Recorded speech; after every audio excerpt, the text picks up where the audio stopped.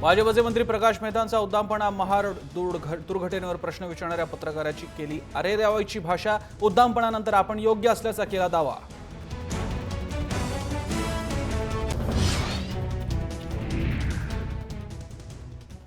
महाड दुर्घटनेतील एसटीतल्या मृतांच्या कुटुंबियांना 10 लाखांची मदत। परिवहन मंत्री दिवाकर रावते यांची घोषणा। ड्रायव्हर आणि कंडक्टरच्या कुटुंबियांनाही 10 लाखांची मदत आणि एसटीमध्ये नोकरी।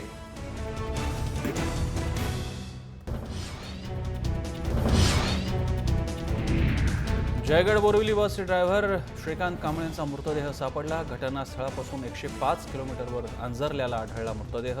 आतापर्यंत सापडले 12 मृतदेह।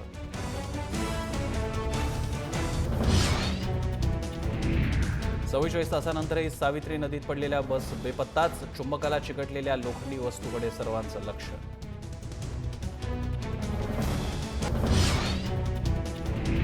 पनवेल इंदापूर हायवे गणेशोत्सवापूर्वी दुरुस्त करणार। मुंबई गोवा हायवेच्या चौपदरीकरणाबाबत विधान भवनातल्या बैठकीत निर्णय।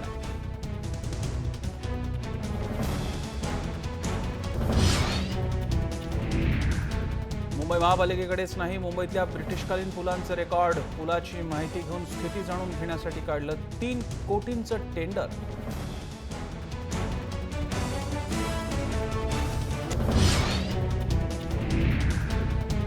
औरंगाबादच्या वैजापूरमध्ये गोदावरीच्या पुरात अडकलेल्या 300 जणांची सुटका करण्यात यश। एनडीआरएफची कौतुकास्पद कामगिरी।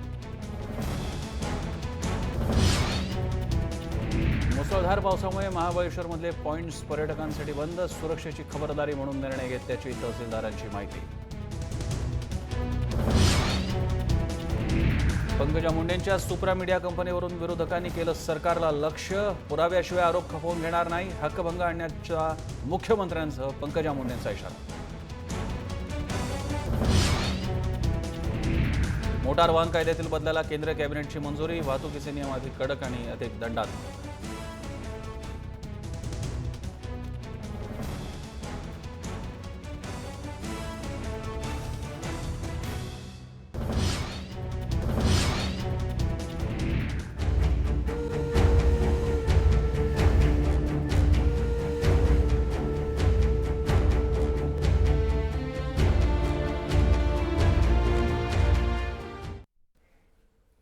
नमस्कार, मी प्रसन्न जोशी। लक्षवेधीमध्ये आपल्या सगळ्यांचं स्वागत।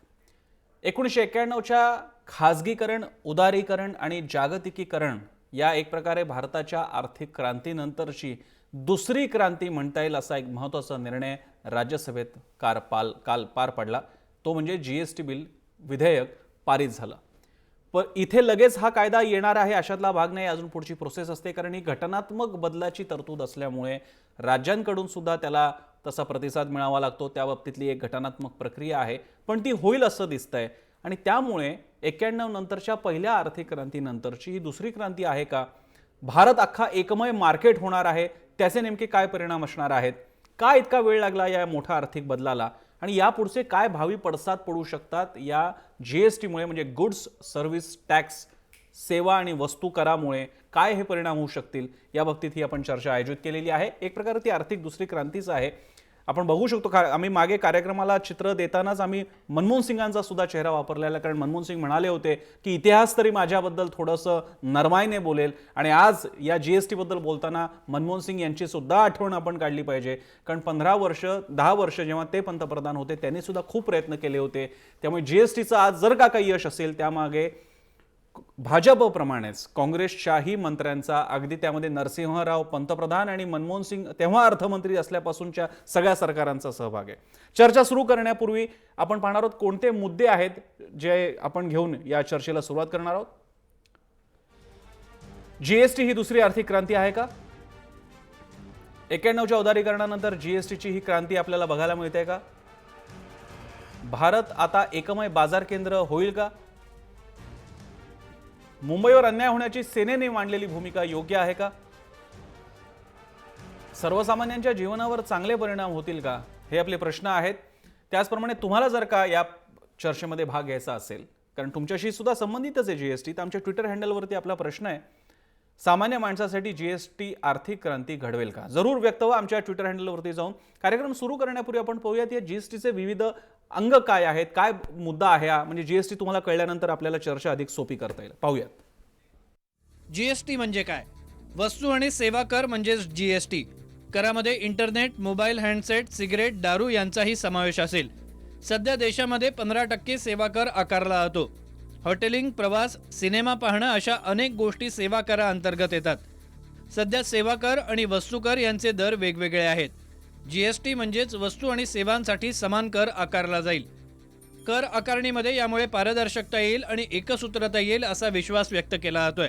सध्या देशभरात 20 वेगवेगळे कर वसूल केले जातात. जीएसटी लागू झाल्यास देशभरात एकच टॅक्स लागू होईल. जीएसटीमुळे काय होईल? देशभरात वस्तू आणि सेवांचे दर समान होतील. म्हणजेच काश्मीरपासून कन्याकुमारीपर्यंत वस्तूंचा दर समान होईल. टॅक्स चोरीला आळा बसवण्यात मोठ्या प्रमाणात यश येऊ शकेल. देशाच्या सकल राष्ट्रीय उत्पन्नावर त्याचा दूरगामी परिणाम होऊ शकेल. सध्या एखादी वस्तू खरेदी करताना त्यावर 30 ते 35% कर ग्राहकाला द्यावा लागतो. जीएसटीमुळे हे प्रमाण 20 ते 25% इतकं कमी होईल. यामुळे वस्तू स्वस्त होऊ शकतात. उत्पादकांना याचा मोठा फायदा होईल, कारण कच्चा माल खरेदी करण्यासाठी वेगवेगळ्या राज्यात वेगळे दर आकारले जाण्याची अडचण दूर होईल. यामुळे उत्पादन खर्च कमी होण्याची शक्यता आहे. जीएसटी आल्यानं ऑक्ट्राय रद्द होईल, ज्यामुळे राज्यांचं नुकसान होईल. केंद्र सरकारनं पुढची 5 वर्ष राज्यांना नुकसान भरपाई देण्याचं मान्य केलेलं आहे. कर रूपाने जमा होणाऱ्या रकमेतून राज्याला निश्चित वाटा दिला जाईल. जीएसटी लागू झाल्यानं राज्य सरकारद्वारे लागू केले जाणारे watt, entertainment tax, luxury tax, lottery tax, entry tax हे सगळे कर रद्द होतील. तर असा हा थोडक्यात आढावा आहे जीएसटीचा आणि त्याबद्दलच आपल्याला चर्चा करायची. आपल्यासोबत आहेत हेमंत देसाई, सामाजिक राजकीय विश्लेषक, पुण्याहून आपल्यासोबत आलेले आहेत. थोड्याच वेळात त्यांच्यासोबत DS कुलकर्णी सुद्धा असतील, प्रसिद्ध बांधकाम व्यावसायिक DSK आपल्यासोबत असतील. अतुल लोंढे, राष्ट्रवादी काँग्रेसचे प्रवक्ते आणि आर्थिक घडामोडींचे स्वतः एक अभ्यासक आहे, तेही आपल्यासोबत असतील. याशिवाय पुण्याहूनच नंदकुमार काकिर्डे असतील, अर्थविषयक पत्रकार. आणि आपल्यासोबत आहेत जय महाराष्ट्रचे व्यवस्थापकीय संपादक निलेश खरे. निलेशपासून आपण सुरुवात करूयात. निलेश, या जीएसटी बद्दल आपण सगळं ऐकत होतो, आता तो आलेला आहे आणि काही काही गोष्टी कानावर एक रॅन्डम पडतायत की एकमय मार्केट होईल, सगळीकडे रेट समान असतील, अजून काहीतरी एक सेंट्रल जीएसटी आहे, स्टेट जीएसटी आहे. पण एक ढोबळमानाने काय परिणाम तू पाहतोस? नाही, मुख्यतः हा 30 ते 35% जो कर भरला जात होता, त्यातून जी मूळ अडचण होत होती ती व्यावसायिकांची होती. सामान्य माणूस हा निश्चितपणे अतिरिक्त कर भरत होता. मात्र हा कर ज्या स्वरूपात उद्योजकांना भरावा लागत होता त्या वेगवेगळ्या स्ट्रीम होत्या. सेवा कर वेगळा, बरोबर, त्याचबरोबर एक्साईज वेगळी, जकात वेगळी. या सगळ्याचं नियंत्रण करणं आणि त्याचा योग्य हिशोब ठेवणं हा उद्योजकांसाठी अत्यंत जिकरीचा विषय होता. जीएसटी आल्यानं सर्वात जास्त जर फायदा होणार कोणाला आहे तो उद्योगाला होणार आहे. आणि तो उद्योगाचा फायदा काही प्रमाणावर सर्वसामान्य ग्राहकापर्यंत वर्ग करणं पुढच्या काळामध्ये टप्प्याटप्प्याने शक्य होणार आहे. मात्र एकीकडे सरसकट एकच टॅक्स असेल 18% इतकं आपण ज्यावेळेला चर्चा करतोय त्यावेळेला सगळ्या स्वरूपामध्ये तो तसाच असेल असं नाहीये. पेट्रोल जो अत्यंत महत्वाची कमॉडिटी मानली जाते, अशी वस्तू जी सर्वसामान्यांच्या जीवनातली सर्वात महत्वाची आहे, पेट्रोलवर सर्व राज्यांमध्ये समान कर नसेल. त्याची सूट जी आहे ती या कायद्यामधून राज्यांना मिळालेली आहे, कारण राज्यांना पेट्रोलचा कर चालू ठेवण्याची मुभा हवी होती. ती तात्पुरत्या स्वरूपात देण्यात आलेली आहे आणि ती तात्पुरती म्हटली जरी गेली असली तरी ती दीर्घकाळ चालू राहील अशी शक्यता जी आहे ती या ठिकाणी पाहायला मिळते.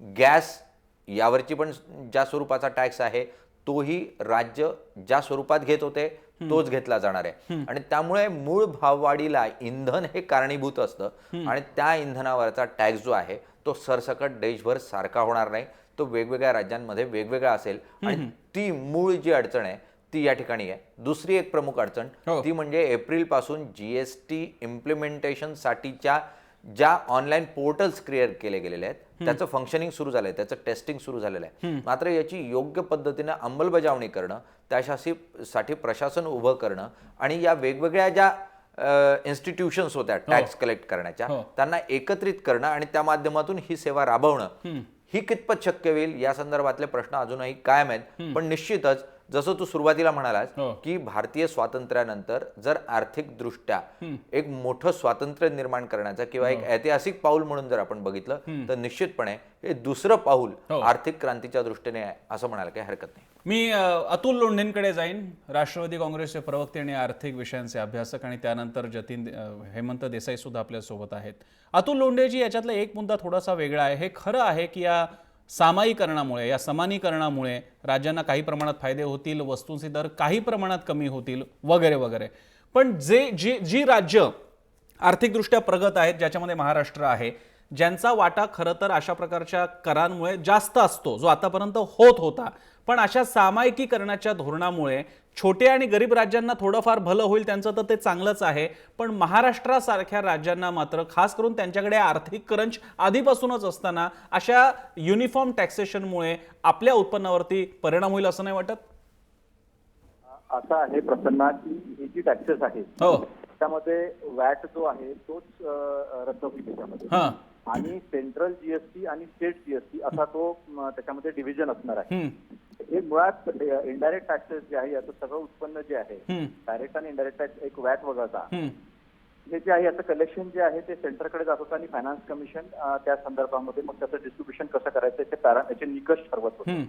त्यामुळे परचेस टॅक्सच्या संदर्भामध्ये आणि मॅन्युफॅक्चरिंग स्टेट जे आहे, मॅन्युफॅक्चरिंग स्टेटला याचं थोडंफार सुरुवातीला नुकसान होणारच आहे. बरं, त्याच्यामध्ये सुरुवातीपासूनच म्हणजे 2010 साली जे बिल येणार होतं, म्हणजे हा टॅक्स जो आहे, हा एक जीएसटी जो आहे तो 1 एप्रिल 2010 साली अस्तित्वात यायला पाहिजे नव्हता, पण तो 2016 पासून आला. याच्यामध्ये ज्या ह्या अनॉमलीज आहेत त्या अनॉमलीज आपल्या लक्षात आल्या. त्यापैकी 3 वर्ष सातत्यानं 100% जी आहे ती भरपाई मिळणार आहे, आणि मग शेवटच्या 2 वर्षामध्ये 75 आणि 50% अशा पद्धतीचं त्या एक प्रमाणाने जे बिल पुढे आलेलं आहे त्याच्यामध्ये आपल्याला दिसतं आहे. आता याच्यामध्ये आता हे फक्त कॉन्स्टिट्यूशन अमेंडमेंट बिल राज्यसभेमध्ये पास झालेलं आहे, ते पुन्हा लोकसभेत पास झाल्यानंतर राष्ट्रपतींच्या मार्फत ते पुन्हा राज्यांकडे आल्यानंतर त्याचा जे योग्य असेसमेंट आहे ते असेसमेंट होईल. निलेशने एक महत्वाचा मुद्दा याच्यामध्ये उपस्थित केला होता, मला वाटतं तो सुटू नये म्हणून मी आताच, सिस्टीम जे आहे इन्कम टॅक्स मध्ये आहे, पण इन्कम टॅक्सचा संबंध नाही आहे. सिस्टीम जे आहे, कम्प्युटर सिस्टीम, त्या सिस्टीम सेल्स टॅक्सच्या माध्यमातून म्हणजे व्हॅटच्या माध्यमातून राज्याच्या स्तरावर आणि याच्यामध्ये एक्साइज डिपार्टमेंटमध्ये आणि कस्टम्स डिपार्टमेंटमध्ये मोठ्या प्रमाणावर कम्प्युटरायझेशन झालेलं आहे. त्याच्यामुळे याचं इंटिग्रेशन करताना असं खूपसा आपल्याला जाईल असं मला वाटत नाही, कारण की goods and services tax network जे आहे ते जवळपास इन प्लेस आहे. फक्त त्याचे काही आता एक त्या पोर्टलचे सगळे एक प्रयोग सुरू आहेत, पण त्या अनुषंगाने असं विशेष काही होईल असं मला आता तरी वाटत नाही. बरं, पण 5 वर्षापर्यंत तरी विशेष काही राज्यांचं नुकसान होईल असं वाटत नाही. पेट्रोल, टोबॅको म्हणजे तंबाखू आणि अल्कोहोल राज्याच्या मेन टॅक्स मध्ये स्टॅम्प ड्युटी जी आहे ती जाईल. ऑक्ट्रा ह्या गेल्यामुळे स्थानिक स्वराज्य संस्था ज्या आहे त्यांना कसं बिल्डअप करायचं, कारण एलबीटी पण जाईल, एंट्री टॅक्स पण जाईल आणि ऑक्ट्राय पण जाईल. तर त्याच्यामध्ये स्थानिक स्वराज्य संस्थेचा जो प्रश्न आहे त्यांना आर्थिकदृष्ट्या कसं करायचं, कारण फक्त मालमत्ता कर वगैरे छोटे छोटे कर राहतील त्याच्यामध्ये, तर त्यांना कसं सक्षम करायचा हा मुद्दा सुद्धा राज्यांमध्ये जेव्हा ह्या बिलांवर चर्चा होईल तेव्हा त्याच्यावर सुद्धा चर्चा करावी लागणार आहे, आणि त्यांना आर्थिकदृष्ट्या कसं सक्षम करता येईल हे बघावं लागणार आहे. म्हणजे हा फक्त मुंबई पुरता प्रश्न नाहीये, हा प्रश्न प्रत्येक महानगरपालिकेचा आणि नगरपालिकेचा आहे, जिथे असो किंवा ऑक्ट्राय असो. याच्यानंतरची जी आर्थिक संपन्नता किंवा आर्थिक सक्षमता जी आहे या स्थानिक स्वराज्य संस्थांची, ही सक्षमता कशी करावी लागेल आणि कशा पद्धतीने फायनान्स कमिशन किंवा जीएसटीच्या संदर्भात केंद्र आणि राज्य, सेंट्रल जीएसटी आणि स्टेट जीएसटी, याच्यामध्ये त्यांना कसं सामावून घेता येईल याची सुद्धा राज्याकडे जेव्हा ती बिल येईल तेव्हा त्याची नक्कीच चर्चा होईल. बरं, लोंढेजी तुम्ही आमच्यासोबत राहा, थोड्याच वेळात तुम्ही लाईव्ह आमच्यासोबत असाल. मी देसाईंकडे जाईन. देसाईजी, हा सगळा एक 15-16 जवळपास 2 दशकांचा काळ गेला त्यासाठी. हे फार आधीपासून अटल बिहारींच्या काळामध्ये पहिल्यांदा हे प्रपोज झालं होतं, त्याच्यानंतर आता काही एवढ्या वर्षानंतर प्रत्यक्ष जीएसटी लागू होईल या टप्प्यापर्यंत आपण आलेलो आहोत. या टप्प्याच्या आढाव्याकडे तुम्ही कशा प्रकारे बघाल आणि यापुढचे आगामी आव्हान अजून काय आहेत? कारण अजूनही चिदंबरम असं म्हणाले की अजूनही आमच्याकडे बार्गेनिंग पॉवर अजूनही आमची आहे जीएसटी बाबतीत डिक्टेट करण्यासाठी, आणि आपल्याला कल्पना आहे चिदंबरम यांच्या काही रिझर्वेशन्स आहेत या बाबतीत. प्रसन्न, पहिल्यांदा मला असं व्यापक थोडंसं बोलावं असं वाटतं हो की आपल्याकडे युरोपामध्ये संपूर्ण EEC मार्केट तयार झालं, आणि त्यामागची भूमिका अशी होती की एकीकडे अमेरिका आहे आणि सगळ्या जगामध्ये बाकीच्या काही सुपर पॉवर्स आहेत, रशिया आहे. अशा वेळी आम्हाला जर सक्षम व्हायचं असेल तर आमची एकत्र बाजारपेठ एकात्मिक असायला पाहिजे, आणि हे 40 वर्षापूर्वीचा हा इतिहास आहे. भारत हा इतका मोठा देश आहे, आपण लोकसंख्येमध्ये मोठा देश आहोत आपण, पण आपलं दरडोई उत्पन्न जास्त नव्हतं, आणि ते वाढवण्यासाठी ज्या ज्या वेगवेगळ्या गोष्टी करायच्या असतात त्यापैकी एक 1991 साली आपण केली, म्हणजे उदारीकरणाचा ज्याचा आपण उल्लेख केला. हो. पण 1980 साली पहिल्यांदा उदारीकरण केलं ते इंदिरा गांधींनी केलं, म्हणजे इन्व्हेस्टमेंटच्या बाबतीत. दुसरं उदारीकरण राजीव गांधींनी केलं. तिसरं उदारीकरण मनमोहन सिंगांनी केलं. आणि त्यानंतर जर बघ आता हा 25वं वर्ष पूर्ण झालंय आता उदारीकरणाला, म्हणजे जागतिकीकरण, उदारीकरण, खाजगीकरण याला. या टप्प्यामध्ये आपण 25 वर्षामध्ये जर अगोदरच किमान एक 10-15 वर्षापूर्वी जर जीएसटी जर आपण केलं असतं, करू शकलो असतो, तर आपली खूप मोठ्या प्रमाणावरती प्रगती झाली असती. कारण एकसंध मार्केट नाहीच आहे आपलं. आपल्याला आठवत असेल की नरेंद्र मोदी यांनी सांगितलं होतं की गुजरातमधनं आमचा जेव्हा ट्रक जातो तेव्हा तो निर्विघ्नपणे जातो आणि महाराष्ट्रामध्ये मात्र वेगळ्या प्रकारची ट्रीटमेंट मिळते. म्हणजे साधं ऑक्टोबर नाक्यांवर काय चालतं हे आपल्याला माहिती आहे, किंवा सराफांचा छळ कसा होतो हेही आपल्याला माहिती आहे. आणि दुसरीकडे व्यापारी सुद्धा आणि उद्योगपती कशा प्रकारे करचोरी करतात हे माहिती आहे. या जीएसटी हा टॅक्स जो आहे तो एकात्मिक एकसंध बाजारपेठ म्हणजे जागतिकीकरणाला अनुकूल आहे, उदारीकरणाला अनुकूल आहे, सुसंगत आहे. आणि त्याच वेळी ज्याच्यामध्ये काळे व्यवहार आहेत, ट्रान्सपरन्सी निर्माण झाल्यामुळे आणि संपूर्ण IT इन्फ्रास्ट्रक्चरवरती आधारित हा कार्यक्रम असणार असल्यामुळे काळे व्यवहार जे आहेत याच्यामधले सगळे व्यापारी किंवा उद्योगपतींच्या पातळीवरती ते पहिले खतम होण्याची दाट शक्यता आहे आणि दाट आशा आहे. आणि दुसरीकडे उद्योजकांना म्हणजे ॲनिमल स्पिरिट्स आपली जागी व्हावीत असा उदारीकरणाचा जेव्हा आशय होता, मूळ आशय, जो त्यावेळी इकॉनॉमिस्टनी सुद्धा म्हटलं होतं, मनमोहन सिंगांनी सुद्धा म्हटलं होतं, आपण एशियन टायगर आहोत आणि आता जागा झालेला आहे. तर ती ॲनिमल स्पिरिट जागी होण्यासाठी याची गरज आहे. कारण इतके दिवस जर आपण इतके वर्ष आपण बघितलं असेल तर त्यामध्ये आपल्याला हे लक्षात येईल की उद्योजकांना टॅक्स प्लॅनिंग कसं करायचं यासाठी चार्टर्ड अकाउंटंट्स नेमायचे. म्हणजे अगदी जगभर आपण बघितलं, आता आर्थर अँडरसन सारख्या कंपन्या हे टॅक्स चोरी कशी करता येईल यासाठी मदत करत होत्या. म्हणजे टॅक्स चोरी करणं हे उद्योजकाचं महत्वाचं काम नाहीये. चार्टर्ड अकाउंटंट्स असतील, ही जात नष्ट व्हायला पाहिजे. टॅक्स कन्सल्टंट ही जात नष्ट व्हायला पाहिजे. कारण उत्पादकता, उद्योजकता, उपक्रमशीलता ही वाढण्याची आवश्यकता आहे. त्या दृष्टीने जीएसटी ही अतिशय महत्वाची गोष्ट आहे. दुसरा मुद्दा मला सांगायचा आहे की कालची जी चर्चा राज्यसभेतली झाली ती बरेच वर्षांनी एक इंटेलेक्च्युअल मेजवानी होती, बौद्धिक मेजवानी. पक्ष कोणताही असेल, वक्ता कोणी असेल, म्हणजे ओब्रायन असतील तृणमूल काँग्रेसचे असतील, किंवा अरुण जेटली असतील, पी चिदंबरम असतील, अगदी प्रफुल्ल पटेल असतील, यांनी जी भाषणे केली आणि विशेषतः जेटली आणि चिदंबरम यांचा जो वाद झाला की संवाद झाला जो तो अतिशय म्हणजे त्यामध्ये घटनेचा उहापोह झाला, लोकशाहीचा उहापोह झाला, वकिली युक्तिवाद झाला, त्याचबरोबर आर्थिक युक्तिवाद झाला. आणि त्याच्यामध्ये चिदंबरम राज्यसभेत आल्यानंतर काँग्रेसच्या एकूण चर्चेचा दर्जा आणि गुणवत्ता ही फार मोठ्या प्रमाणावरती उंचावलेली आहे. माझी अपेक्षा अशी होती की महाराष्ट्राचे कोणी प्रफुल्ल पटेल बोलले पण सविस्तर फार बोलले नाहीत, आनंद शर्मा फार चांगले बोलले, पण महाराष्ट्रामध्ये शरद पवारांनी या संबंधी काही मांडणी केली असती. कारण शरद पवारांना कृषी क्षेत्रातलं सगळं माहिती आहे, उद्योजकता माहिती आहे, उद्योगधंद्यांशी त्यांचे चांगले संबंध आहेत, तर त्यांनी काहीतरी मांडणी करणं हे अपेक्षित होतं. त्याच्याऐवजी संजय राऊत यांच्यासारखे जे काही त्यांचं एकूण वक्तव्य होतं त्यामध्ये ते अगदी प्राथमिक आणि सामान्य होतं, सामान्य स्तरावरचं, की मुंबईला द्या, काय जगाचं काय वाटेल ते हो. आणि तुम्ही खासदार झाले, 3 टर्म खासदार आहात, माझं मेडन भाषण आहे, मला पूर्ण करू द्या एवढंच म्हणत होते. त्याच्यामध्ये त्यांनी याचा भारतीय अर्थव्यवस्थेला कसा लाभ होणार आहे हेही सांगायला पाहिजे होतं. केवळ मुंबई, शिवसेना, महाराष्ट्र, तुम्ही व्यापक कधी होणार राज्यसभेत गेल्यावरती, महाराष्ट्राचा त्या चर्चेमध्ये चांगला रोल असायला हवा होता. बाकीचे मुद्दे मी मग मांडतो. बरं, ठीक आहे. मी डीएसकेकडे जाईन. डीएसके जी माझा आवाज पोहोचतोय आपल्यापर्यंत? DS कुलकर्णी अजून आपल्यासोबत नाहीये, ते आल्यानंतर आपण त्यांच्याशी बोलूच. मी इथे लोंढेंकडे जाईन. लोंढेजी, या जीएसटी नंतर एक असं इम्प्रेशन तयार होत आहे की यानंतर पहिली काही वर्ष कदाचित महागाईच बघावी लागेल आणि त्यानंतर आली तर स्वस्ताई काही बाबतीत दिसेल. सध्या ज्या गोष्टी स्वस्त होतील याच्या बातम्याने पेपरमध्ये बातम्या आलेल्या आहेत, काय गोष्टी महागतील किंवा स्वस्त होतील, त्यातल्या स्वस्त होणाऱ्या गोष्टी या थोड्याफार फरकाने लगेच लोकांवरती इम्पॅक्ट करणाऱ्या नाही आहेत. पेट्रोल डिझेल तर या सगळ्याच्या बाहेरच आहे याची आपल्याला कल्पना आहे. अशावेळी तुम्ही या जीएसटीचा सर्वसामान्यांपर्यंतचा लाभ कसा बघता? असा प्रसन्न, याच्यामध्ये सेवा ज्या आहेत हो. त्या महाग होतील, कारण आता सर्व्हिस टॅक्स जो आहे एक्झॅक्टली. तो सर्व्हिस टॅक्स जवळजवळ 15% पोहोचलेला आहे आणि जीएसटी जवळजवळ 18% वगैरे राहील असं एक ढोबळमानाने चर्चा आहे. तो कमी जास्त पण होऊ शकतो त्याच्यामध्ये, पण आयडियली असं म्हटलं जातं की 16 ते 18% असायला पाहिजे.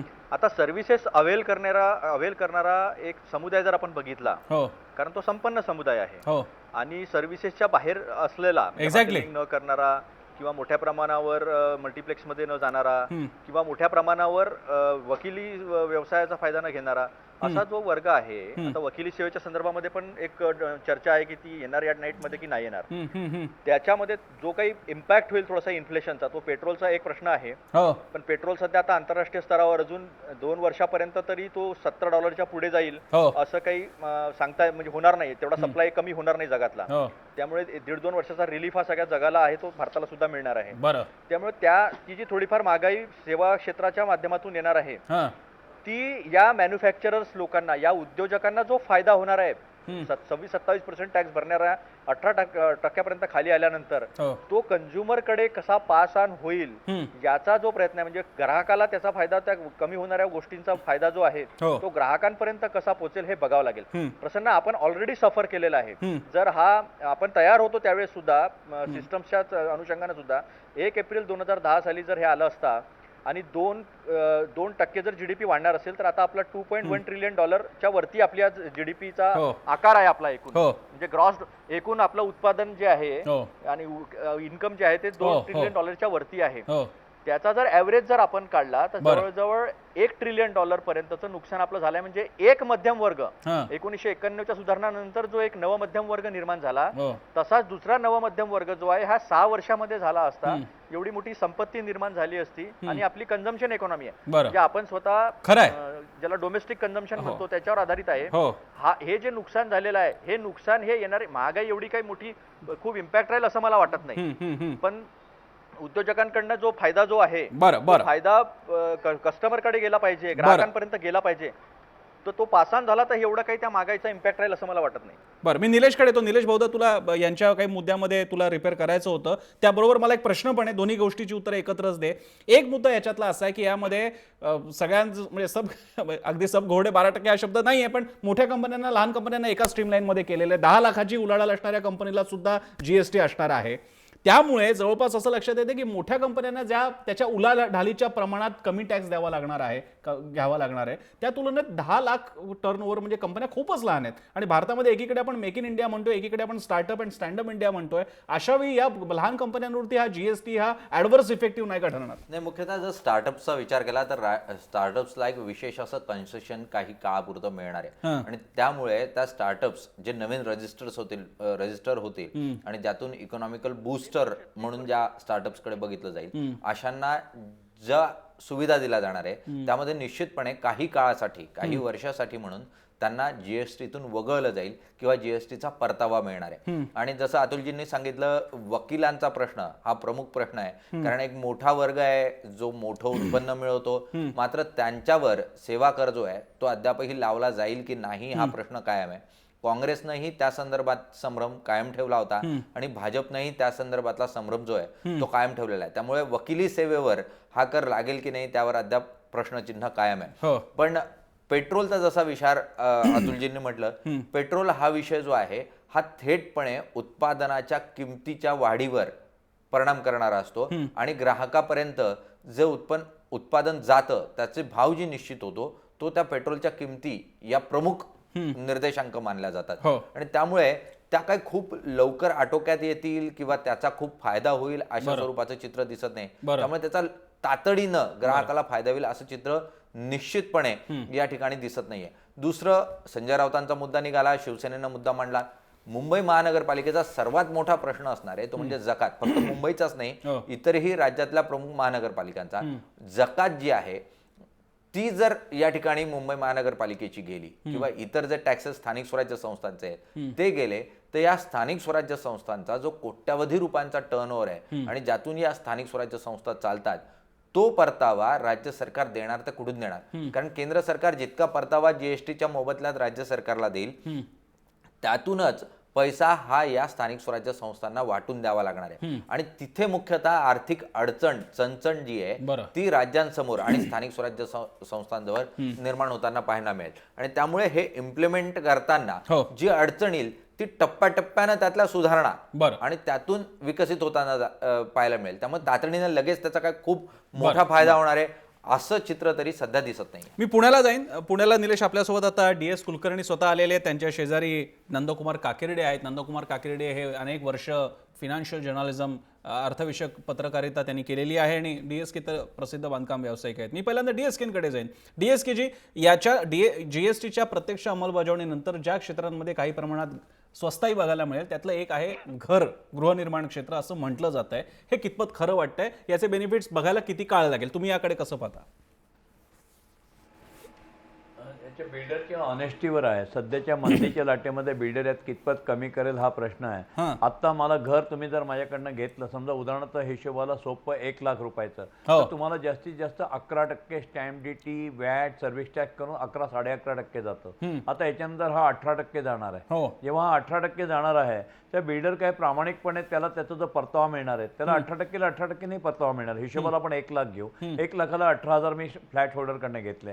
मला कन्स्ट्रक्शन कॉस्ट जी असते ती त्याच्या साधारणतः 40-50 हजार असते. बाकी लँड कॉस्ट मेन आहे. खरं तर कन्स्ट्रक्शन कॉस्ट कमी आणि लँड जास्त अशी आहे. तर मला 40,000च्या कन्स्ट्रक्शनवर जो मला 18% मला सेट ऑफ मिळणार आहे आणि 1 लाखावरचा 18%, त्याच्यामुळे फार मोठी बचत होणार नाही. त्याच्यामुळे त्यातनं जे काही 2-4 रुपये वाचतात ते प्रामाणिकपणे बिल्डर आधी देईल का परत हा प्रश्न आहे. नॅचरली कुठल्याही परिस्थितीत स्वस्ताई किंवा कशी कॉम्पिटिशन मधनं होते, तुमच्या टॅक्सेशन मधनं होत नाही. व्यापारी असो नाही तर बिल्डर असो कोणी असो, जो संधीचा फायदा घेऊन नफेखोरी करत असतो. पण जेव्हा कॉम्पिटिशन खूप होते, एकापेक्षा दुसरा स्वस्त देतो, तर तिथे या व्हॅटचा थोडाफार फायदा जर बिल्डरने डोकं चालवलं तर काही प्रमाणात होईल. पण आता जर रेशो पाहिला तर 1/3 कन्स्ट्रक्शन कॉस्टवर मी भरत असलेला तुमचा हा GST आणि मी फ्लॅट होल्डर घेणारा तिप्पट रकमेवरचा GST हे मॅचिंग सूत्र होत नाही. तर मला डाऊटफुल आहे. हा नवीन विषय आहे, याला वेळ लागेल. परंतु एक नक्की आहे की कितकट 25-27 टॅक्सेशन करायच्या ऐवजी हे खूप सोपं झालेलं आहे. 27 टेबलांना नमस्कार करायचे जे एका टेबलाला नमस्कार करा, म्हणजे 36 कोटी देवाला नमस्कार करायचे जे कुठल्या तरी एका देवाला नमस्कार करा, हे चांगलं आहे असं माझ्यासारख्याला वाटतं. बरं, DSKचे आणखी अनेक काही प्रश्न घेऊन मी आपल्याकडे येईनच. त्यापूर्वी नंदकुमार काकिर्डेंकडे मी जाईन. काकिर्डेजी, तुम्हाला सुरुवातीला GST कडे बघत असताना तुम्ही हा सगळा प्रवास बघितलेला आहे, तुम्ही काय देसाईंनी सुद्धा बघितलेला आहे. ज्या आयडियासह हा सुरू झाला होता आणि ज्या आयडियापर्यंत आलेला आहे GST आता लागू होतोय तीच मूळ कल्पना नव्हती. याच्यात खूप अमेंडमेंट झालेले आहेत. ते पाहता GSTचे प्रत्यक्ष बेनिफिट्स कसे असू शकतील असं आपल्याला वाटतं?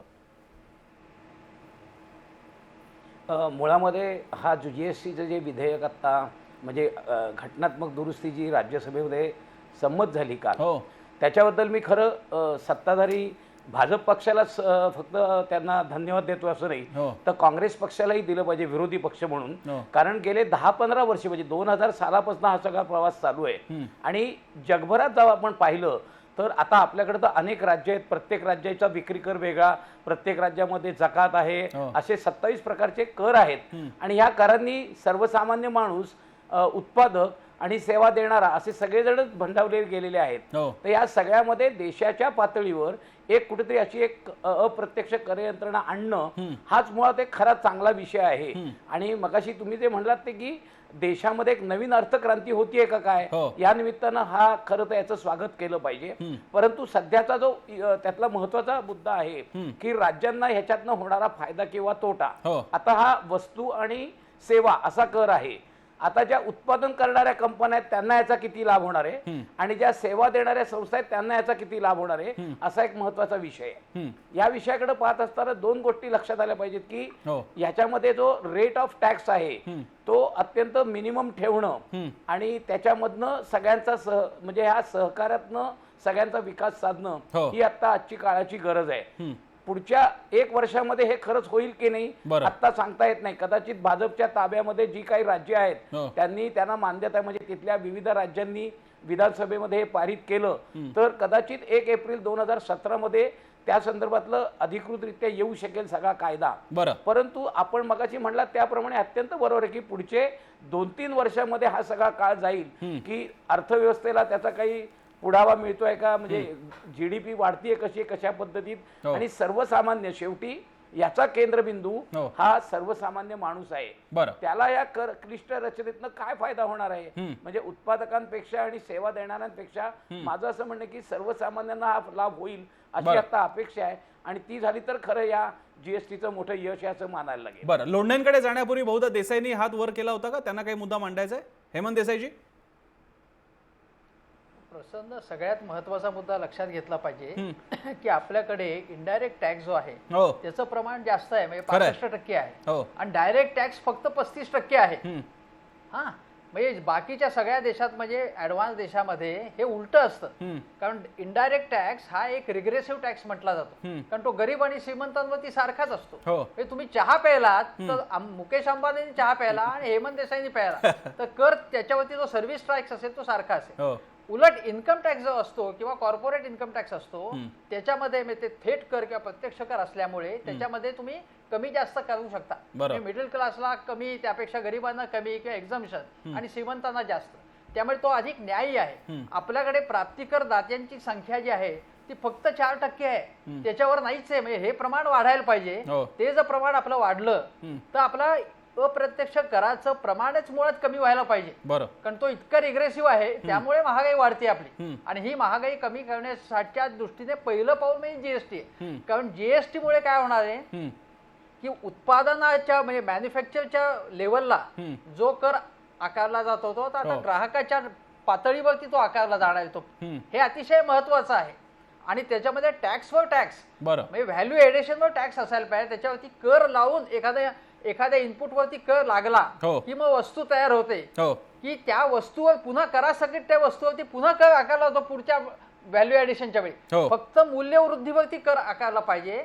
तो मूल्यवृद्धीवरती कर आकारण्याच्या दृष्टीने जीएसटी हे अतिशय महत्वाचं पाऊल आहे. आणि मग आपण गेल्या अनेक वर्षामध्ये बघितलं असेल, मला आठवतंय अनेक वर्षांपूर्वी मनमोहन सिंगांनी टेक्सटाईल इंडस्ट्रीला काही कन्सेशन दिलेली होती. ती कन्सेशन दिल्यानंतर त्यांनी सांगितलं होते आता ही तुम्हाला कन्सेशन दिले, तो ग्राहकांच्या पातळीवरती तुम्ही हा फायदा पोहोचवा. उदारीकरणानंतर काय वाटलं किंवा कॉम्पिटिशन वाढल्यानंतर हे आपोआप स्पर्धेमुळे किमती कमी होतील. काही वस्तूंच्या किमती झाल्या, पण काही वस्तूमध्ये ज्याला म्हणतो की आपण की अल्पजनांची एक भांडवलशाही तयार झाली, मोनोपॉली तयार झाली. म्हणजे मोनोपॉली आहे, आज रशियात सुद्धा मोनोपॉली आहे, किंवा कुठल्या अमेरिकेमध्ये मोनोपॉली काही कंपन्यांची, ती मोनोपॉली असते. त्यामुळे पूर्ण स्पर्धा, कॉम्पिटिशन, शुद्ध स्पर्धा नसतेच, ती इकॉनॉमिक्स मध्ये अस्तित्व प्रत्यक्ष पातळीवर नाहीये. त्यामुळे जीएसटी आला उद्या, आयडियली आपण म्हणतो की या गोष्टी व्हायला पाहिजे आहेत, तर त्या गोष्टी होण्यासाठी काही आपण छोटी छोटी पावलं टाकण्याची आवश्यकता आहे. पण त्यानंतर सुद्धा आपल्याला जे वाटलं तेवढ्या पातळीवर मी तो मुद्दा घेणार आहे देसाईजी. मी या दुसऱ्या अर्थक्रांतीनंतरची पाऊलवाट कशी असेल हा प्रश्न मी घेणारच आहे, कारण त्यामध्ये अनेक मुद्दे आहेत. मी खरं तर कार्यक्रमाला आम्ही बोकिलांना पण बोलवणार होतो, कारण त्यांची अर्थक्रांतीची कल्पना तर आणखी पुढची आहे. अशा प्रकारे या अर्थक्रांतीनंतर काय होणार आहे तो पुढचा भाग मी घेणार आहे चर्चेच्या शेवटच्या टप्प्यामध्ये. मी आता लोंढेंकडे जाईन, त्यानंतर निलेश खरे आणि पुन्हा DSKंकडे.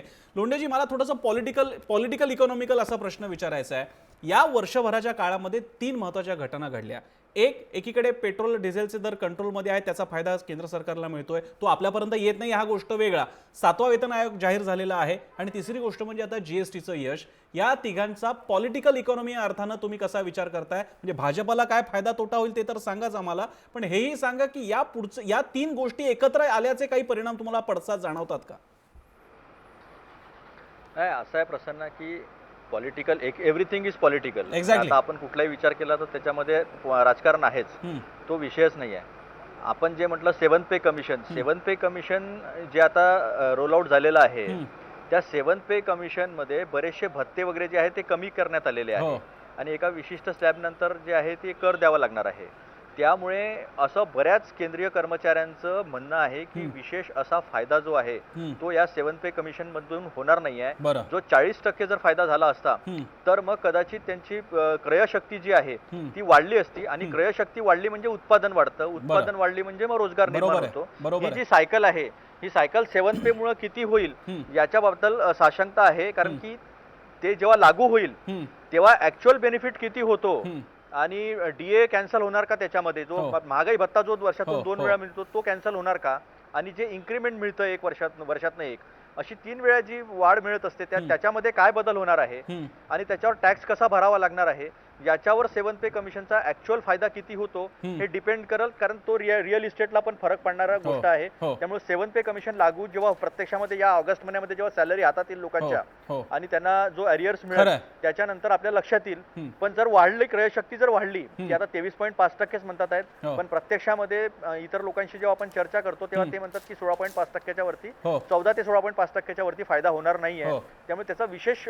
फरक पडेल असं जाणवत नाही. बरं, जीएसटीच्या संदर्भामध्ये मूल्यवर्धित कराच्या संदर्भामध्ये आता देसाई साहेब बोलले तर मला एक सांगायचं की 89वी घटना दुरुस्ती प्रमाणे सेनवॅट बरं, सेंट्रल व्हॅल्यू ॲडेड टॅक्स जो आहे तो ऑलरेडी आलेला होता, त्यामुळे तिथे मूल्यवर्धित कर होताच. आपल्या इकडला सेल टॅक्स जाऊन आपण तिथे व्हॅट लावलेला होता, त्यामुळे व्हॅल्यू ॲडिशनवरच कर लागत होता आणि बाकी परतावा मिळतच होता. येस, जीएसटी मध्ये काय होणार आहे की एक स्पायरल जे आपलं टॅक्सेशन होतं ते स्पायरल होण्याच्या ऐवजी आता सरळ राहील. म्हणजे जसं आता झारखंडमध्ये जाऊन गाडी घ्यायची गरज पडणार नाही किंवा दमनमध्ये जाऊन गाडी घेण्याची गरज पडणार नाही किंवा छत्तीसगडमध्ये गाडी घेण्याची गरज पडणार नाही.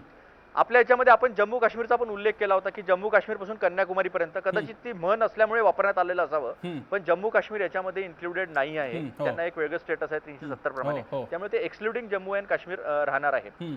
पण एक मात्र नक्की आहे की जो 8-10% जो फरक पडणार आहे, जे टॅक्स कमी भरावा लागणार आहे, आणि जसं JSK कुलकर्णी साहेब बोलले की 36 कोटी देवांना नमस्कार करावा लागणार नाहीये, याच्यामध्ये फार मोठा मॅनपॉवरचं सेव्हिंग होणार आहे मोठ्या कंपन्यांसाठी आणि मीडियम ऑलमोस्ट मीडियम कंपन्यांसाठी. पण स्मॉल ज्या छोट्या कंपन्या आहेत, छोटे उद्योजक जे आहेत त्यांच्यासाठी मात्र या ज्या प्रोसिजरल पार्ट आहे, याच्यात जी प्रक्रिया होणार आहे या सगळ्या जीएसटी मध्ये जी कागदपत्र त्यांना करावं लागणार आहे, त्याचा खर्च मात्र ह्या छोट्या कंपन्या ज्या आहेत त्यांच्यावर वाढणार आहे, त्यांना थोडा त्रास होणार आहे. तर त्या संदर्भामध्ये हा बेनिफिट आपण कसा पास ऑन करतो, एक्झॅक्टली ते कशा पद्धतीने आपण इम्प्लिमेंट करतो आणि याच्यामधून कॉम्पिटिशन निर्माण होणार आहे.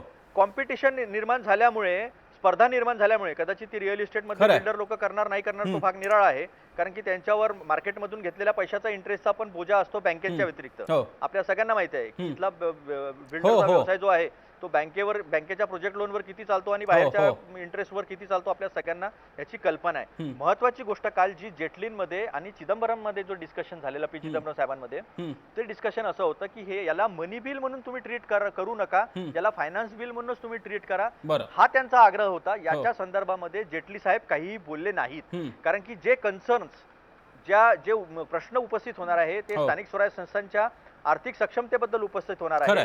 राज्य सरकारांचे काही विषय राहणार आहेत की राज्य सरकारला फायनान्स कमिशन आणि सेंट्रल जीएसटी आणि जीएसटी मध्ये कसं होईल, आणि मनी बिल जर केलं तर राज्यसभेकडे जावं लागणार नाही. सभापती अध्यक्ष जे आहे लोकसभेचे ते सांगतील की हे मनी बिल आहे आणि त्याच्यामध्ये राज्यसभेचा रोल पूर्णतः संपून जाईल, म्हणजे विरोधकांचा पूर्णतः रोल संपून जाईल. तो रोल संपता कामा नये, कारण की शेवटी असं आहे की आपण ही जी अर्थक्रांती वगैरे जी म्हणतो, ही अर्थक्रांती जर सामान्य माणसाला याचा फायदा होणार नसेल तर फायदा काय. दुसरा एक मेजर कन्सर्न जो आहे तो सोडून द्यावा लागला, कारण की उगाच देशभक्तीचा प्रश्न उपस्थित झाला होता. 2010 पासून 16-14 पर्यंत लागला नाही, ते 2007 पासून 14 पर्यंत तेव्हा देशभक्ती आणि याचा काही प्रश्न नव्हता, पण लागलीच 2014 नंतर जीएसटी मध्ये 2-3 प्रश्न उपस्थित झाले. एक डिस्प्यूट रिझोल्युशनचा होता आणि एक महत्वाचा प्रश्न आहे जो आता सगळ्यांनी चर्चा केल्यानंतर लक्षात आला की किती % हा जीएसटी असावा याची तरतूद जी आहे ती घटनेमध्येच असावी. म्हणजे मग आर्बिट्रली जर तुम्ही उद्या 20%, 22% जर केला उत्पन्न वाढवण्यासाठी आणि एवढ्या मोठ्या प्रमाणावर टॅक्स जर वाढवला तर मग जीएसटी जे आहे त्याचा मेन पर्पज जो आहे तो डिफीट होण्याची शक्यता आहे. हा मुद्दा चर्चेला गेला होता, हे प्रमाण किती असावं, काँग्रेसने आयडियली 18% असावं असं म्हटलेलं. हा मुद्दा थोडासा मी घेणार आहे, मला जायचंय, त्यापूर्वी मी डीएसके जातो. मी येतो, मी लोंढे तुमच्याकडे पण येईन, सगळ्यांनाच मी विचारणार आहे, कारण हा टक्केवारीचा नेमका काय मुद्दा असावा त्याबद्दल खडाजंगी झाली होती. पण डीएसके जी आता हा मुद्दा मी तुमच्यापासूनच सुरुवात करतो, तुम्ही याबद्दल तर सांगा, जीएसटीची लिमिट या बाबतीत तुम्हाला एक व्यक्ती म्हणून, एक उद्योजक म्हणून काय वाटतं.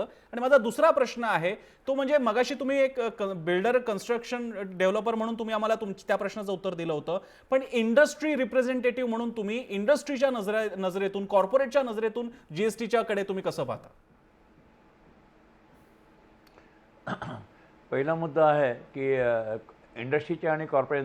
पहिला प्रश्न तुमचा विसरला, पहिला प्रश्न काय होता. पहिला प्रश्न होता की तो जीएसटीचा जो लोंढेंनी सांगितला होता की किती टक्क्यापर्यंतचा असावा हे घटनेमध्येच फिक्स करा, जो बदल करण्यात येणार आहे त्याच्यामध्येच फिक्स करा. नाही, हा काही करून 20% वर जाता कामा नये असं मला वाटतं, कारण की 20% अदरवाईज 35-40% पर्यंत जात होते सगळे प्रमाण. शेवटी गव्हर्नमेंटलाही जगायचं आहे आणि उत्पन्न करता त्याने 20%ला एक हे करून घ्यावी, मर्यादा घालून घ्यावी. फक्त सगळ्यात कॉम्प्लिकेटेड जे आहे की याच्या पुढे ट्रान्सपरन्सी येईल, ही खरोखर अर्थक्रांती आहे. किंवा वकिलांची अर्थक्रांती आली तर आपण जगात पुढे जाऊ. ती कधी येईल मला माहित नाही, पण गोंधळ असे होणार आहे. उदाहरणार्थ सेल लागतात, MRP वर 18%चा फार मोठा गोंधळ होणार आहे. आत्ताची जी आहे नीतिमत्ता व्यापाऱ्यांची आहे की नाही हा विषय आपण वेगळा चर्चा करू. पण सेल लागतो, शर्टाची किंमत असते 5,000, देतात 2,500ला. मोठे मोठे डिस्काउंट असतात. आता MRP 5,000वर येणार आहे तुमचा हा काय GST, आणि तुम्ही 2,500ला मात्र कसं काय करणार? म्हणजे 18 आणि 36% ते झाले. असे काही गोंधळ असतील ते नंतर बघण्यात येईल. पण इंडस्ट्रीच्या दृष्टीने, मॅन्युफॅक्चरच्या दृष्टीने ट्रेडरला खूप त्रास आहे. मॅन्युफॅक्चरच्या दृष्टीने एकच वाटतं ही अतिशय चांगली कल्पना आहे. आम्ही गेले कित्येक वर्ष प्रत्येक जण याची चातकासारखी वाट बघत होतो की सिम्प्लिसिटी पाहिजे. तुम्हाला काय 20 नाही 22% पाहिजे का बाबा, पण एकाच टेबलवर घ्या, डोक्याला त्रास नका देऊ आणि ऑनलाईन घ्या. त्यामुळे ऑनलाईन एकाच टेबलावर क्लॅरिटी, परत ते राज्य सरकारकडे जाणं नको, परत ते कॉर्पोरेशनला जाणं नको, आणि सगळ्यात एका सेंट्रली ऑनलाईन होते. ही अतिशय आनंदाची गोष्ट आहे. ॲज अ इंडस्ट्री रिप्रेझेंटेटिव्ह म्हणून आम्ही मोटर बाईक मॅन्युफॅक्चर करतो. माझे प्रोडक्शनचे आता 5-6 प्लांट आहेत. आम्ही अतिशय खुश आहोत की या सगळ्यातनं सुटतोय. तो एक्साईजवाला, तो अबकारी करवाला, त्याला दाखवून नमस्कार करा, तुम्ही एक्साईज चुकवली का, गाड्या तशाच बाहेर काढल्या का, अशा असंख्य छळवणुकीतनं आमची सुटका होईल. आणि एक काय जे काय आहे ना बाबा, तर एंडला मी टोयोटा गाडी विकतोय, मोटार बाईक विकतोय, माझं कॉम्प्युटर विकतोय, तर प्रॉडक्टला मी तुमचे 18%, तुम्हाला 18% पुरले नाही पण 20% देतो. पण प्रत्येक ठिकाणी मला सलाम करायला लावू नका. सारखी भीती की काल तुम्ही रात्री तुमच्या गोडाऊनमधून रात्री 2 नंतर ट्रक गेली कशी, गेली नसली तरी गेली कशी, हा जो छळवाद होता तो जाईल. So we are very much happy for a simplicity and transparency. 18चे 20 झाले आम्हाला हरकत नाही. काळाप्रमाणे 20चे थोडे यांचे वाढू पण शकतील, कारण की महागाई यांच्या हातात नाहीये, यांचे खर्च यांच्या हातात नाहीये. तर रिजनेबल व्हायला काहीच हरकत नाही. अगदी ऑनेस्टली सांगायचं झालं तर 22% यांना जायला काहीच हरकत नाही. बरं, काकिरडेजी, या कॅप बद्दल काय म्हणाल? किती टक्क्यांची कॅप असावी? राष्ट्रवादीच्या प्रवक्त्यांचं म्हणणं आहे की ही कॅप निश्चित केली पाहिजे घटनेच्या मूळ तरतुदीतच. महत्त्वाचा जो मुद्दा आहे, मला एक महत्वाचं आहे की घटनेमध्ये असं आहे की संसद ही सार्वभौम आहे. कुठल्याही याच्या बाबतीत तो जो अधिकार आहे संसदेला दर ठरवण्याचा, किंवा तो तुम्ही एकदा प्रशासकीय अधिकाऱ्याच्या हातात दिला तर त्याच्यामध्ये नंतर सरकारची अडचण होऊ शकते.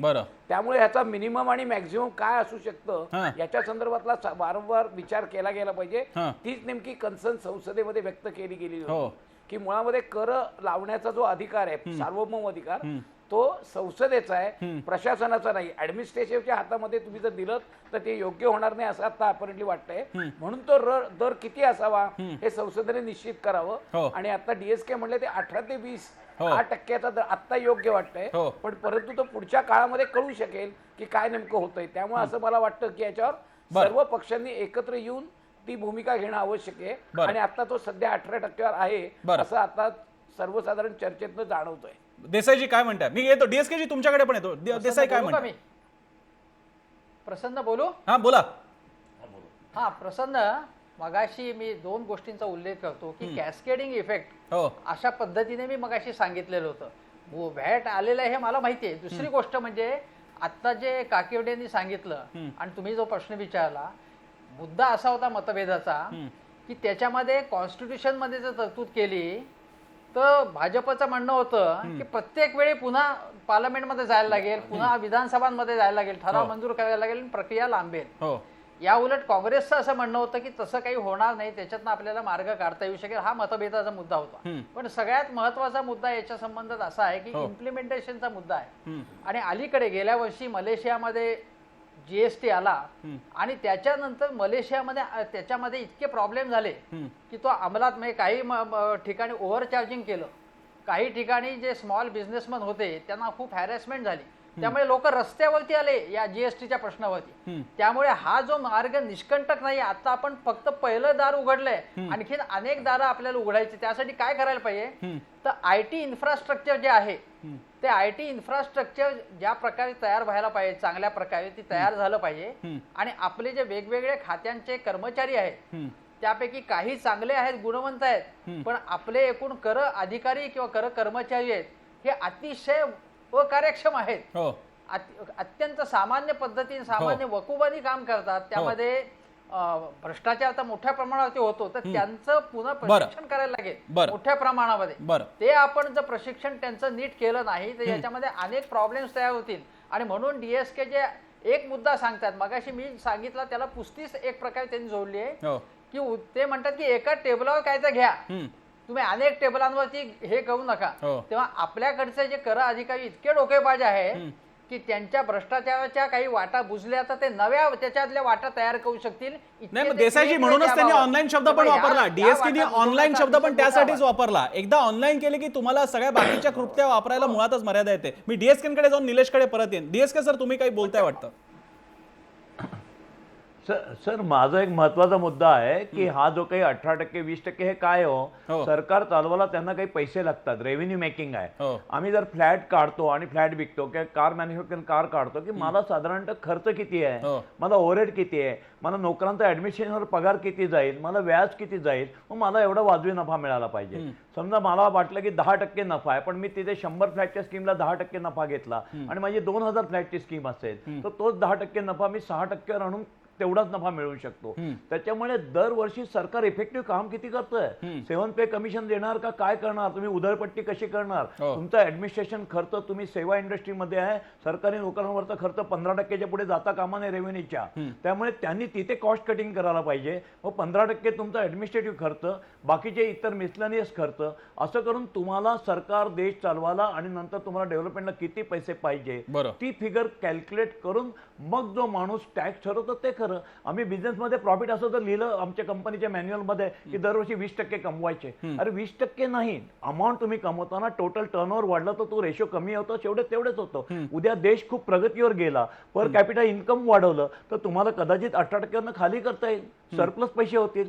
उलट झालं, भ्रष्टाचार वाढला, तुमचा ऍडमिशन खर्च वाढला, नोकरांवरचा खर्च वाढला, तर नॅचरली तुम्हाला वाढवा लागेल. तर हे इफेक्टिव्ह नाहीये. दर अधिवेशनामध्ये अर्थमंत्र्यांनी हे कॅल्क्युलेट केलं पाहिजे की मला खर्च किती येतो, तो योग्य आहे का, टोटल रेव्हेन्यूच्या किती पर्सेंटेज मी ऍडमिशनवर करू. आज महाराष्ट्र सरकार 70% ऍडमिशनवर जातं. तुमच्याकडे 100 आले तर 70 रुपये पगारावर, 18 रुपये व्याजावर, मग तुम्हाला डेव्हलपमेंटला काय राहिले, तो 70 कमी करा ना, नाही तर तुम्ही परत सेम दिल्ली सरकारचं होईल. तुम्ही 18% ऐवजी 25% केले तरी तुम्हाला पुरणार नाही. त्याच्याशी रिलेटेड पाहिजे, घटनेत लिहून हे होणार नाही. अर्थशास्त्र आहे, पुस्तकात लिहून चालणार नाही, असं माझं म्हणणं आहे. बरं निलेश, मुख्यतः अतुल लोंढेंना या संदर्भातला काही आक्षेप आहे. त्यांचा आक्षेप काय तो बघूया आणि मग चर्चेला पहिल्यांदा आक्षेप ऐकूयात. चला लोंढेजी, तुम्ही मगाशी बहुधा काहीतरी मुद्दा मांडत होता, काय तुमचा आक्षेप आहे? नाही, याच्यामध्ये सगळ्यात महत्त्वाची गोष्ट अशी आहे की एक म्हण आहे की राजाने टॅक्स कसा लावला पाहिजे. तर जसं आपली मधमाशी जी आहे ती फुलांमधनं मध काढत असताना फुलांना हर्ट होऊ देत नाही, फुलांना दुःख देत नाही, तशा पद्धतीने टॅक्स लावला तरच ते बरं होईल. पण जीएसटी मधला एक आपण महत्वाचा मुद्दा विसरतो आहे. आपण जे म्हणतो की उत्पादन स्वस्त होणार, त्यामुळे त्याची मागणी वाढणार, त्याची मागणी वाढल्यामुळे रोजगार निर्माण होणार, लोकांचं उत्पन्न वाढणार, कंपन्यांचं सुद्धा उत्पन्न वाढणार, कारण कंपन्यांना टॅक्स जो आहे तो एक रकमी द्यावा लागेल, तो कमी असणार आहे आताच्या तुलनेमध्ये. आणि म्हणून कंपनी कर आणि लोकांचं उत्पन्न वाढवणे आणि कंपन्यांचं उत्पन्न वाढल्यामुळं हा जो डायरेक्ट टॅक्स, आता ऑलरेडी मला वाटतं इनडायरेक्ट टॅक्सेसला आपण क्रॉस केलेला आहे कंपनी करामुळं. इन्कम टॅक्स इंडिव्हिज्युअल व्यक्तीवर जो लावतो त्याचं कमी आहे उत्पन्न आपलं, पण आपल्याला कंपनी करांमधनं फार मोठ्या प्रमाणावर उत्पन्न मिळतं. मी मागच्या बजेटचे फिगर्स सगळे बघत होतो. तर आपल्याला ह्या कंपनी करातून जास्त उत्पन्न मिळालं पाहिजे. आपल्याला इंडिव्हिज्युअल व्यक्तीचं जे आहे त्याचं उत्पन्न ह्या जीएसटीचा जो आपण एक इनडायरेक्ट इम्पॅक्ट म्हणतो तो इम्पॅक्ट या उत्पन्नावर झाला पाहिजे आणि कन्झम्पशनवर झाला पाहिजे आणि त्याच्यातून येणारं उत्पन्न जे आहे ते सरकारचं वाढलं पाहिजे. अशा पद्धतीचं हे टॅक्स स्ट्रक्चर असतं. ऍडमिनिस्ट्रेटिव्ह एक्सपेंडिचर हे कमी असलं पाहिजे हे म्हणणं खरं आहे, पण भारतासारख्या देशामध्ये एवढी मोठी लोकसंख्या आहे आणि हा जो ह्युमन रिसोर्स आहे, ह्या ह्युमन रिसोर्सला तुम्हाला एंगेज करावं लागेल.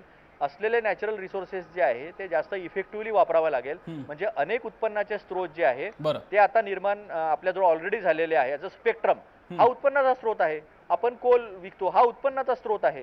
कारण आता गव्हर्नमेंट जे आहे, सरकार म्हणून शेड ऑफ करतो आपण सगळ्या रिस्पॉन्सिबिलिटी.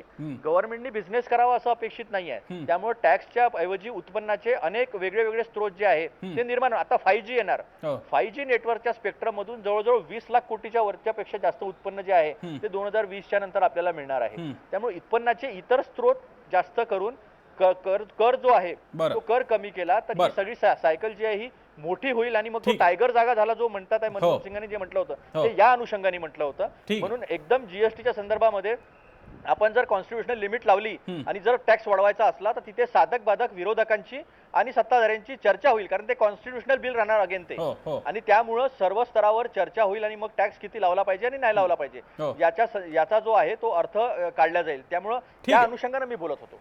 निलेश, अगदी कॉन्स्टिट्युशनल बिल जर असलं तर निश्चितपणे त्याला एक कॅपिंग करता येईल, अन्यथा सरकार आपल्या गरजेनुसार मोठ्या प्रमाणावर याची मर्यादा वाढवताना पाहायला मिळेल.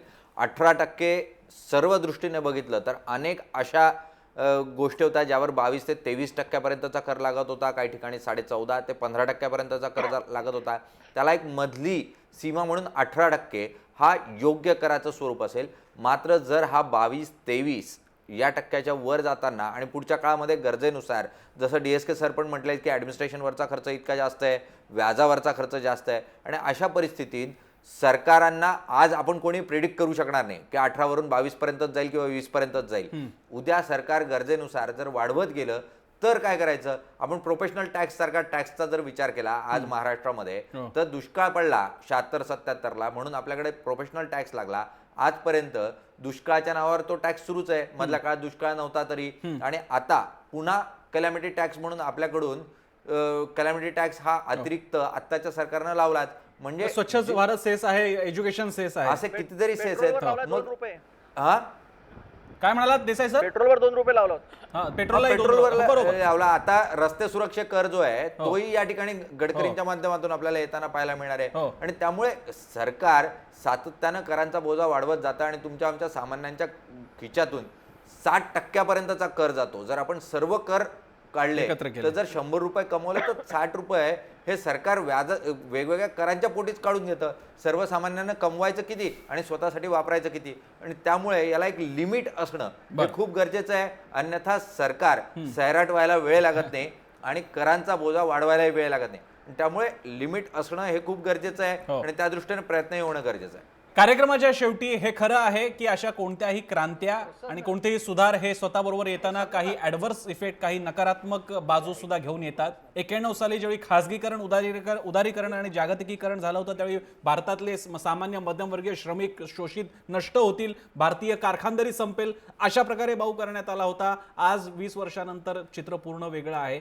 जीएसटीच्या नंतर सुद्धा काही बाजू आहेत, काही मुद्दे कदाचित या चर्चेत सुद्धा राहिले की अनऑर्गनाइज सेक्टर, म्हणजे एकीकडे अपॅरल्स किंवा सिरॅमिक्स सारख्या क्षेत्रामध्ये मोठ्या कंपन्या पण आहेत आणि अनऑर्गनाइज पण आहेत, त्यांना याचा मोठा फटका बसणार आहे. कारण ऑर्गनाइज सेक्टरमधल्या कंपन्यांचे रेट कमी होणार आहेत, अनऑर्गनाइज वाल्यांना मात्र कदाचित ले ऑफ द्यावे लागतील. पण असे मोठे निर्णय होत असताना ह्या काही गोष्टी जसं म्हटलं जातं की जवळच्या नुकसानीपेक्षा लांबचा फायदा बघावा लागतो, काही असे कटू निर्णय घ्यावे लागतात, तेच याचे कदाचित परिणाम असतील. पण जीएसटीची ही आता अशी सुरुवात आहे. एका मोठ्या परिवर्तनाला भारत सामोरा जाणार आहे, त्याची जाणीव करून देण्यासाठी छोटीशी चर्चा होती. याला आपण सगळ्यांनी, देसाई सर, आपण लोंढेजी, DS कुलकर्णी, त्याचप्रमाणे काकिर्डे, आपण आपल्या सगळ्यांचे आभार. चर्चेच्या शेवटी आपण लोकांना प्रश्न विचारला होता की तुम्हाला हा सामान्य माणसासाठीचा जीएसटी एक आर्थिक क्रांती वाटते का, घडवेल असं वाटतं का? स्क्रीनवरती पाहूया तुम्ही त्याला काय प्रतिसाद दिलाय. 64% लोकांना वाटतं की ही आर्थिक क्रांती घडेल. 91 सालची एक अतिशय वेगळी कल्पना होती, त्यावेळी घाबरलेलं भारतीय मन आज धीट झालेलं आहे आणि आज या प्रतिक्रियेतून दिसते 64% लोक म्हणतात की आर्थिक क्रांती घडेल. या क्रांतीचे आपण सहभागी, प्रत्यक्षदर्शी, लाभार्थी आणि कदाचित नुकसान सोसणारे सुद्धा असूयात, पण या नवीन बदलासाठी आपण तयार होऊयात, हाच आजचा संदेश आहे. चर्चेमध्ये इथेच थांबूयात. पाहत राहा जय महाराष्ट्र.